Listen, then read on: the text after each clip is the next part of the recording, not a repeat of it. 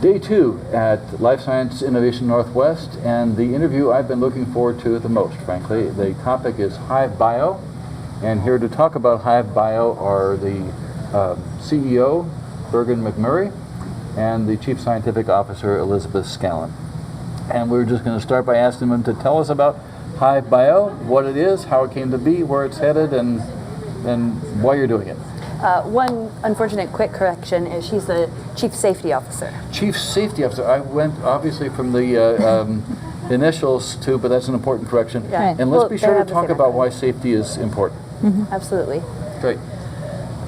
So HiveBio. HiveBio. So we are a community-run community lab where individuals with interest in biology have access to the technology and the lab space and the disposables that can be found in any biolab, but are usually not accessible to people who aren't part of an institution or an educational group.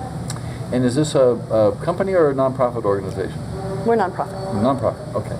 And who came up with this idea, and how did it get started? It sounds like a pretty bold venture. Sure. Well, the idea of a makerspace, which is an organization where people come together and share resources and work on projects in a common space, has been around for a really long time. Mm-hmm. And there is an international DIY bio movement that does this, and Seattle just didn't have one yet. Mm. So I was working for the Allen Institute for Brain Science, and there I was really inspired, because they're a very inspiring organization. And I wanted to have a place to try out some of the ideas that I got while I was working there. And but there wasn't any space, so I made one. and what's it like? If I were to stumble into it, what would I see? Well, we're not actually open yet. We open next month, mm-hmm. But when you stumble in, you'll see people working on all different kinds of bio projects in groups, individually.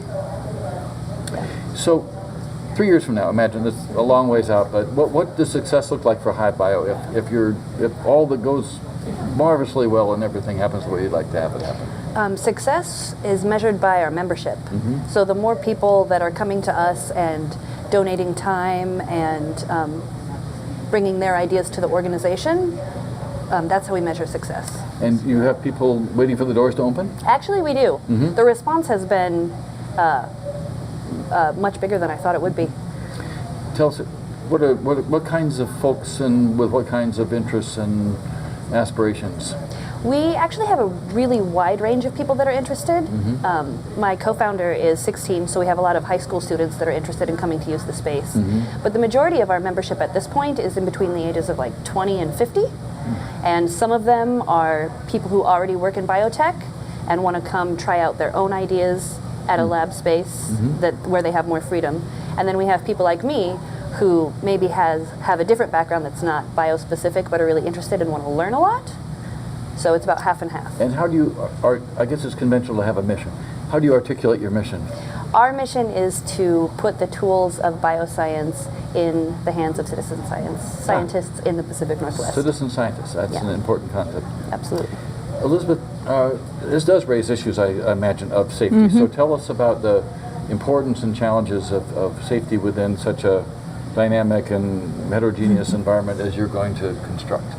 Well, I think the number one thing is training. So making sure that every citizen scientist that walks through the door understands what are the hazards in an area. Mm-hmm. And so that's first, is just the overall just general training. The second part is making sure that we actually minimize any risks that are actually in the laboratory. Mm-hmm. So looking at an experiment and redesigning it to take out any hazards or any potential waste that could be generated from it. So pre-planning and approaching every experiment through the lens of what can we reduce the toxicity out of this, what can we do to make sure that we enhance the safety overall. And so looking at every experiment and every project through those lenses up front actually will mitigate any risk or potential and increase our overall safety in the organization. So this isn't just an adult playpen where people get to do whatever they want without any kind of oversight or monitoring. Right. Some makerspaces do work that way, mm-hmm. but we have chosen not to, because it's the smarter thing to do. Mm-hmm. There's actually a project proposal form that anyone who wants to do a project at our organization fills out the form, and that gets forwarded to our Safety and Ethics Board, which Elizabeth is co-chair of, along with our Chief Science Officer, Dr. Michael Goldzecki. And then So you have two CSOs. Yeah, two different kinds of CSOs, absolutely. And then that board discusses the safety, the ethics, and like the real reality of that project. And the project can only proceed if it gets unanimous approval from the board. Well, that sounds very well organized and thought through. Thanks. Tell us a little bit about, you've been spending the past day or so at this conference. Has this been beneficial? How do people find, what kind of reactions do you get to the HiveBio idea, et cetera, et cetera? We've gotten a lot of positive support from the community. The event has been amazing, and we're very grateful to the WBBA for inviting us. We've made a lot of really important connections, and since our organization is a nonprofit, we run on donations of equipment and materials, and the response from this community about donating equipment and materials to us has been overwhelming. Yeah. Let's come back to citizen scientists for a bit. Do we see, I have an intuitive sense that this is a kind of a large-scale movement of increase. So you're verifying that, validating that, and what's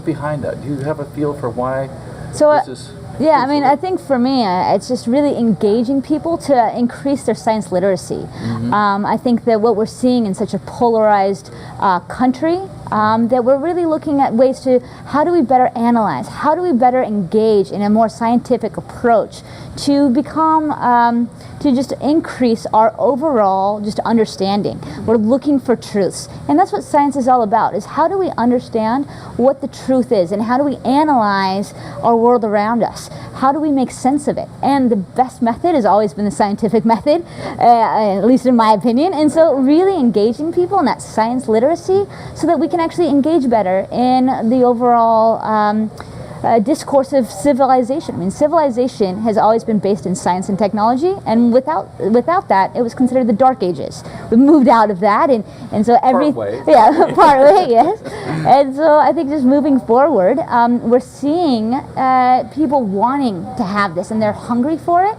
And I think that this is a perfect community space for people to take these hypothetical science experiments and putting them into an actual tacit reality for themselves, to ask these questions and to understand and engage in a more hands-on approach. Yeah. Well, you're saying very eloquently something that Lee Hartwell, when he was president of the Fred Hutch and a recent Nobel laureate at the time, said, which was that this education around science and technology is more important than just nourishing a qualified workforce. It's important to have a society that understands the nature of truth and how we pursue it. Sure. So thank you for your innovation and your efforts and your courage in doing HiveBio. Thank you. And thanks for spending time with us this afternoon. This is really, really an enjoyable conversation. Yeah, thanks for having us. My pleasure. Yeah, thank you so much.